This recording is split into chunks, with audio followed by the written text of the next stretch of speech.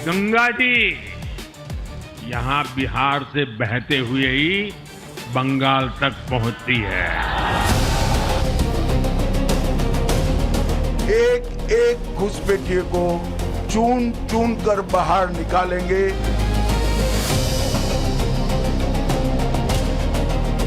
Ghost voter अगर नहीं रहेगा तो टीएमसी भी नहीं रहेगा।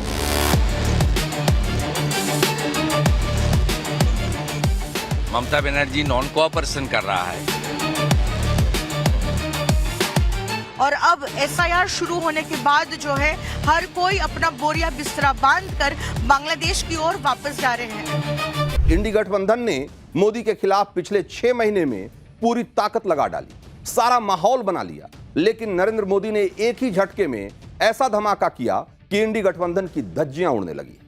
बिहार में सरकार को सेट करने के बाद पीएम मोदी 3 दिन के दौरे पर विदेश निकल गए। इधर पीएम मोदी देश से विदेश के दौरे पर निकले और उधर इंडी गठबंधन पीएम मोदी को रोकने के लिए नए नए प्लान बनाने में जुट गया। राहुल गांधी पूरी ताकत से नई सियासी लड़ाई की तैयारी में लग गए हैं और पीएम मोदी के खिलाफ राहुल गांधी ने 5 करोड़ वाला कौन सा प्लान बनाया है वो मैं आपको बताऊंगा। साथ ही यूपी में अखिलेश यादव ने कौन सा नया आरोप लगाकर बीजेपी को फंसाया है उसके बारे में भी बताऊंगा। इधर कई दिनों से चुप्पी के बाद ममता बनर्जी भी फुल फॉर्म में क्यों आ गई हैं और पीएम मोदी को रोकने के लिए ममता बनर्जी ने भी क्या बड़ा प्लान बनाया है यह भी आपको बताऊंगा। वैसे तो बंगाल का चुनाव दूर है, लेकिन राहुल गांधी से लेकर ममता बनर्जी तक के खेमे में अभी से खलबली मची हुई है, क्योंकि बंगाल से वो तस्वीरें आ रही है जिन्होंने विपक्ष के पूरे एजेंडे पर ही एक तरीके से रोड रोलर चला दिया है। बंगाल में जिस तरह से अवैध बांग्लादेशी उल्टे पांव भाग रहे हैं वो तस्वीरें सबको हैरान कर रही है। जिस एसआईआर को लेकर विपक्ष ने इतना बवाल काटा हुआ है, उस एसआईआर के शुरू होते ही 20-30 साल से भारत में धर्मशाला समझकर रह रहे अवैध बांग्लादेशी उल्टे पांव भाग रहे हैं और इनकी वापसी से इंडी गठबंधन टेंशन में है, क्योंकि एक तो इंडी गठबंधन ने जो एसआईआर को आधार बनाकर पीएम मोदी के खिलाफ वोट चोरी का वाला नैरेटिव चलाया था वो बिहार के बाद बंगाल में भी कमजोर पड़ने लगा है, और दूसरा ये कि घुसपैठियों की वापसी पर बीजेपी ने पूरा माहौल बना दिया है कि एसआईआर का विरोध करने के पीछे असली वजह घुसपैठियों को बचाना था। लेकिन पीएम मोदी एक भी घुसपैठिए को देश में रहने नहीं देंगे। पॉलिटिक्स का खेल तो पूरा नैरेटिव पर चलता है और इस नैरेटिव की लड़ाई में विपक्ष अब पिछड़ रहा है, तो नए नए तरह के अब प्लान बनाए जा रहे हैं। बंगाल को लेकर राहुल गांधी और ममता बनर्जी ने क्या नया प्लान बनाया है, अमित शाह ने विपक्ष को कौन सी नई चेतावनी दे दी है, ममता बनर्जी ने किसे लेटर लिख दिया है और बंगाल के बॉर्डर से बांग्लादेशियों के भगाने की ग्राउंड रिपोर्ट क्या है, ये सब मैं आपको बताऊंगा। लेकिन पहले इस घुसपैठियों पर जो गदर मचाने वाली सियासत है उसकी एक झलक देखिए।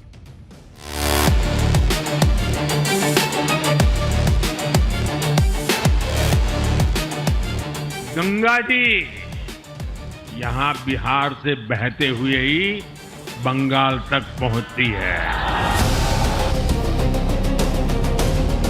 एक एक घुसपैठिए को चुन चुन कर बाहर निकालेंगे।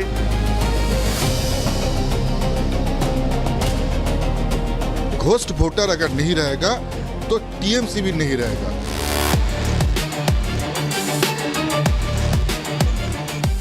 ममता बनर्जी नॉन कोऑपरेशन कर रहा है। और अब एसआईआर शुरू होने के बाद जो है हर कोई अपना बोरिया बिस्तरा बांधकर बांग्लादेश की ओर वापस जा रहे हैं। तो जिस ग्रैंड तरीके से मोदी और नीतीश की जोड़ी ने बिहार को जीता है, उससे बंगाल में ममता बनर्जी की टेंशन बढ़ गई, क्योंकि बंगाल ही है कुछ ऐसे गिने चुने राज्यों में से जहां बीजेपी अभी तक सरकार नहीं बना पाई, जहां ममता बनर्जी कई बार बीजेपी को रोक चुकी। ऐसे मजबूत ट्रैक रिकॉर्ड के बाद भी इस बार ममता बनर्जी पूरी तरीके से पैनिक मोड में दिखाई दे रही। ममता बनर्जी ने कल ही चुनाव आयोग को एक लेटर लिख दिया और यह कह दिया कि हालात काफी बिगड़ गए हैं, तुरंत एसआईआर को रोकिए। ममता बनर्जी ने एसआईआर को रोकने की क्या दलील दी है और लेटर में क्या क्या लिखा है वो बताऊं, उससे पहले जरा देख लीजिए कि एसआईआर शुरू होने के बाद बंगाल में क्या क्या हो रहा है। तो जो बांग्लादेशी 20-30 साल से बंगाल में अवैध तरीके से रह रहे थे वो वापस बांग्लादेश भाग रहे हैं। हर दिन बंगाल के बॉर्डर पर सैकड़ों घुसपैठिए वापस बांग्लादेश भागने के लिए जमा हो रहे हैं। बीएसएफ के जवान एक एक की पहचान करके उन्हें बांग्लादेश गार्ड को सौंप रहे हैं और इनमें से कुछ लोगों के पास तो आधार कार्ड, वोटर आईडी सब कुछ है। कुछ लोग तो वोट भी डाल चुके हैं, लेकिन चेकिंग में पकड़े जाने के डर से अब वापस बांग्लादेश भाग रहे हैं। जब से एसआईआर शुरू हुआ है तब से बंगाल के नॉर्थ 24 परगना स्थित हकीमपुर बॉर्डर जो है वहां करीब 1600 बांग्लादेशी उस बॉर्डर से वापस लौट चुके। तो आपको पश्चिम बंगाल के हकीमपुर बॉर्डर से लेटेस्ट रिपोर्ट दिखाता हूं। देखिए वहां कैसे पिछले कुछ दिनों से बांग्लादेश लौटने वालों की भीड़ लगातार बढ़ती जा रही है।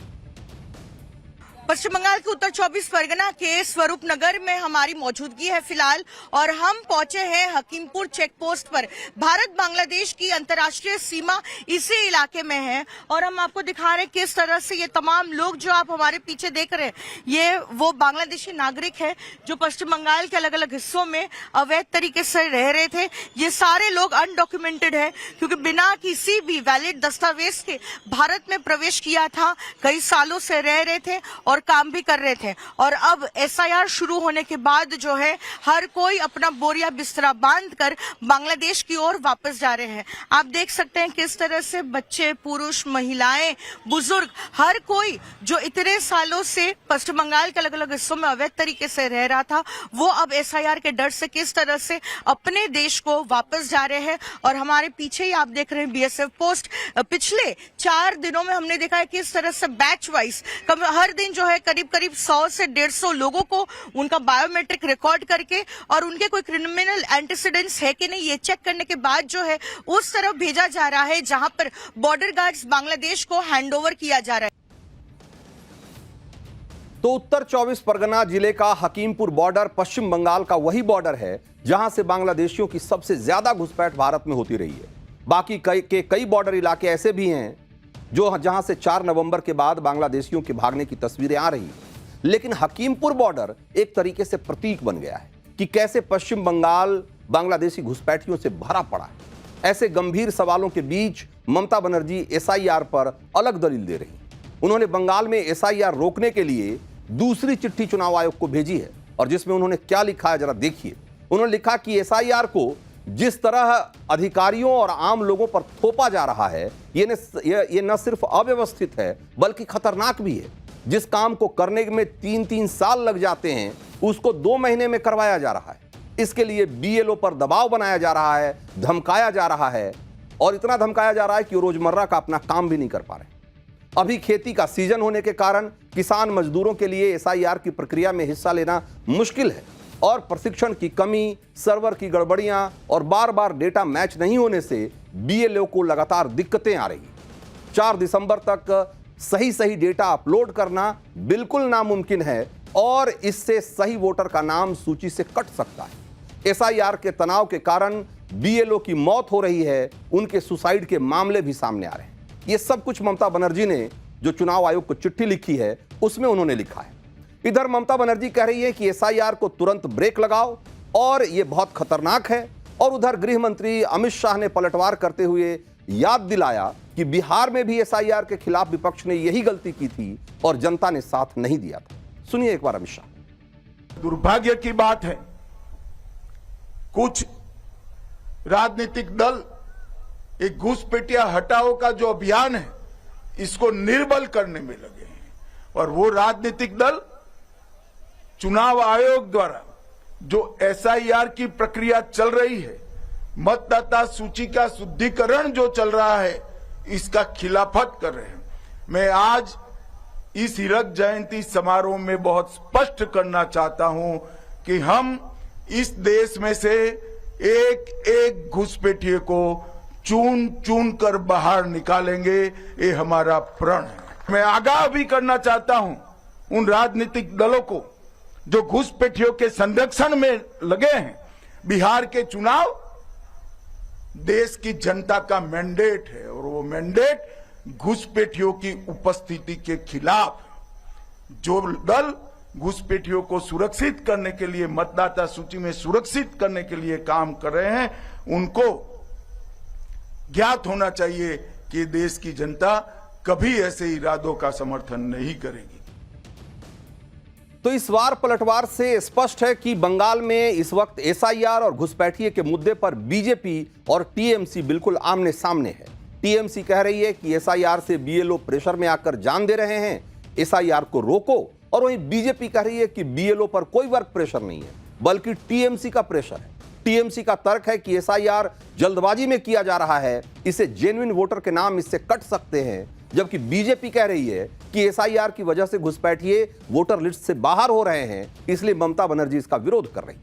सुनिए कि कैसे बीजेपी नेता ममता बनर्जी को घेर रहे हैं। ये कह रहे हैं कि घुसपैठियों की वापसी से ममता बनर्जी के आंसू निकल रहे हैं। बंगाल में एसआईआर होगा। बंगाल में जंगल राज को समाप्त किया जाएगा। अब बंगाल से बांग्लादेशी और रोहिंग्या मुसलमानों को निकाला जाएगा।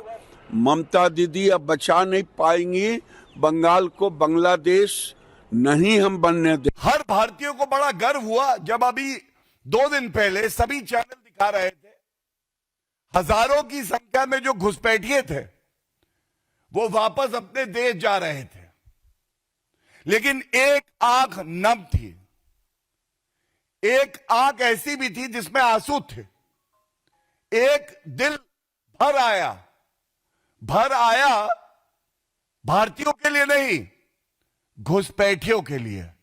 और वो व्यक्ति आदरणीय ममता बनर्जी जी थी। उनको लगा ये तो मेरा वोट भाग रहा है। तो बीजेपी और टीएमसी की जंग में एक बड़ा मुद्दा बीएलओ यानी कि बूथ लेवल ऑफिसर की मौत का भी है, जिसको लेकर टीएमसी का एक कहना है कि बीएलओ पर चुनाव आयोग ने इतना काम लाद दिया है कि वो वर्क प्रेशर में जान दे रहे हैं। हालांकि बीजेपी का तर्क है कि बीएलओ टीएमसी माफिया से असल में डरे हुए हैं। बीजेपी का कहना है कि बीएलओ की मौत को लेकर ममता बनर्जी बिल्कुल झूठ बोल रही हैं। बीजेपी का आरोप यह भी है कि टीएमसी के गुंडे असल में बीएलओ को धमका रहे हैं। बीएलओ राज्य सरकार के कर्मचारी हैं और उस पर टीएमसी के गुंडे बेवजह दबाव बना रहे हैं। बीएलओ से कहा जा रहा है कि वो चुनाव आयोग के नियमों को न माने। बीजेपी का तर्क है कि बिहार में भी एसआईआर हुआ, वहां तो बीएलओ के साथ ऐसा कुछ भी नहीं हुआ।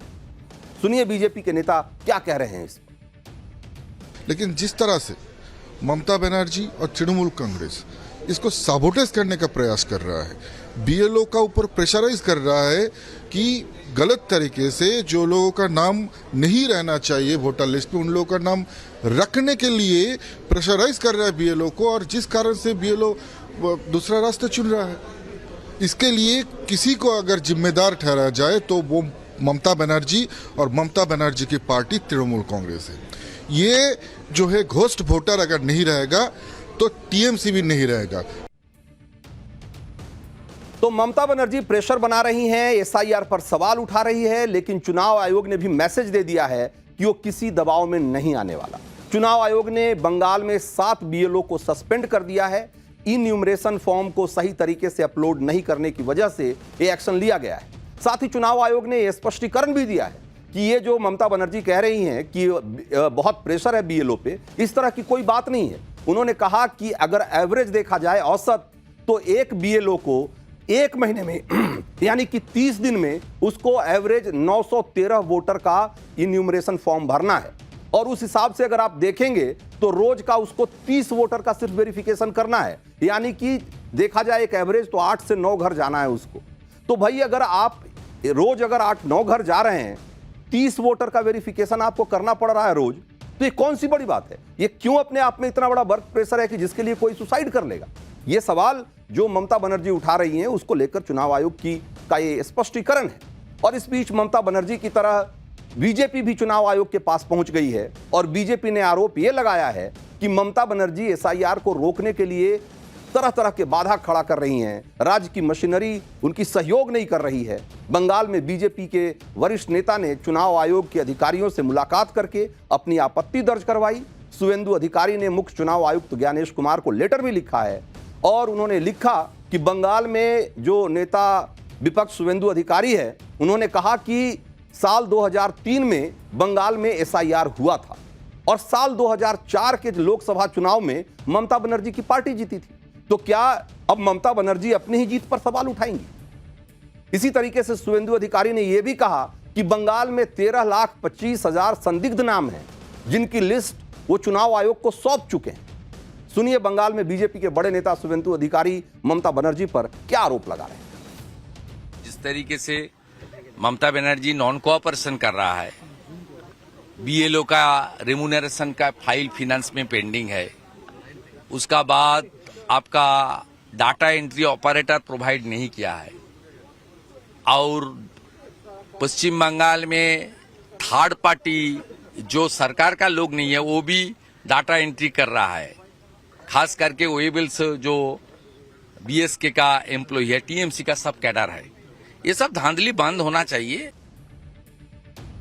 तो बंगाल में एसआईआर को रोकने के लिए ममता बनर्जी हर पैतरा आजमाने को तैयार है, फिर चाहे इसके लिए कितने ही लेटर लिखना हो, कितनी ही रैली क्यों ना करना हो। ममता बनर्जी इस लड़ाई में पीछे हटने के मूड में नहीं है। टीएमसी ने आगे की तैयारी भी कर ली है, पूरी प्लानिंग भी कर ली है। सोमवार को टीएमसी के महासचिव अभिषेक बनर्जी 10,000 पार्टी वर्कर्स को संबोधित करेंगे और पार्टी कार्यकर्ताओं से एसआईआर पर बात करेंगे। इसके अलावा मंगलवार को ममता बनर्जी नॉर्थ 24 परगना जिले में रैली करेंगी, जहां पर की सबसे ज्यादा अवैध बांग्लादेशियों के वापस लौटने की खबरें जहां से आ रही है। ममता बनर्जी मतुआ समुदाय के स्ट्रॉन्ग होल्ड बनगांव में भी रैली करेंगी। वो एसआईआर के मुद्दे पर मतुआ समुदाय को संबोधित करने वाली है।